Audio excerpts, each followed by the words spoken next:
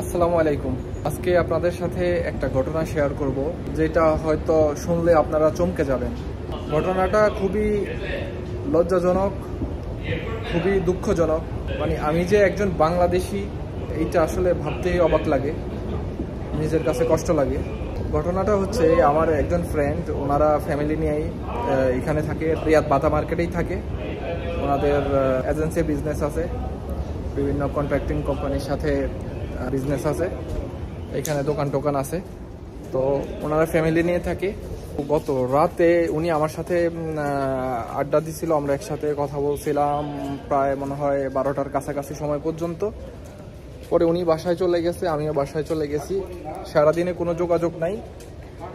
তো আজকে সন্ধ্যার পরে আমি অফিসে বসে আছি, উনি আসছে। উনি আইসা আমার বলতেছে যে সাইফুল ভাই, একটু কথা আছে, বাহিরে আসেন। পরে আমি বাহিরে যাওয়ার পরে উনি আমারে বললো যে আমাদের রুমে গতকালকে মুখোশ পরা 4-5 জন লোক এসে দরজা ভেঙে সব কিছু নিয়ে গেছে। 7টা ফোন, কিছু নগদ অর্থ, রিয়াল।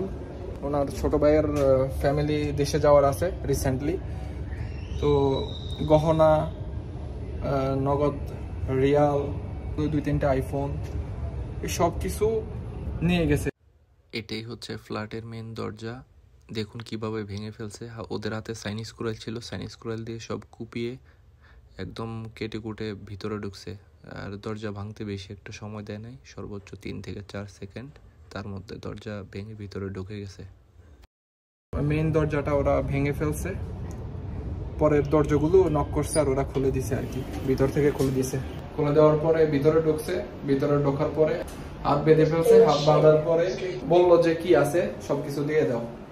তো এই হচ্ছে আমাদের বাংলাদেশিদের অবস্থা, এই হচ্ছে আমাদের বর্তমান পরিস্থিতি। সবকিছু নিয়ে যখন ওরা চলে গেছে, তখন পরে পুলিশরে কল করা হয়েছে। পুলিশরে কল করার পরে পুলিশ আসছে। পুলিশ আইসা দরজা যে ভাঙছে, দরজার ফিঙ্গারপ্রিন্ট নিছে। তারপরে হচ্ছে সবকিছু চেক টেক করে ওরা একটা মামলা লিখছে, তদন্ত করবে। তো যদি বাই চান্স যদি ধরা পড়ে, তাহলে কি অবস্থা হবে ওদের? 5 জন লোক আসছে, 500 জন বাংলাদেশি, 500 জন বাংলা কথা বলছে এবং মুখোশ পরা ছিল। তো এরা যদি ধরা পড়ে, এদের ফ্যামিলি, মা বাবা, বাচ্চা কাচ্চা, ছেলে সন্তান, কি অবস্থা হবে? যাই হোক, আপনাদেরকে সতর্ক করার জন্য মূলত আপনাদের সাথে বিষয়টা শেয়ার করা।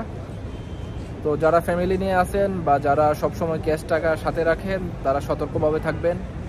এর আগেও আমি একটা ঘটনা বলছিলাম যে আমার একটা ফ্রেন্ড বাতার পাশ থেকেই একটা ফ্রেন্ডের ফোন মানিব্যাগ সহকারে নিয়ে গেছে। তো এইটা তো আরও বড় ধরনের ঘটনা। এটা তো ডাইরেক্ট দরজা খুলে, দরজা ভেঙে রুমের ভিতরে ঢুকে সব কিছু নিয়ে গেছে। এইটা হচ্ছে বাংলাদেশিরা। তো এই ছিল আজকের ভিডিও আমার। সবাই ভালো থাকবেন, আল্লাহ হাফেজ।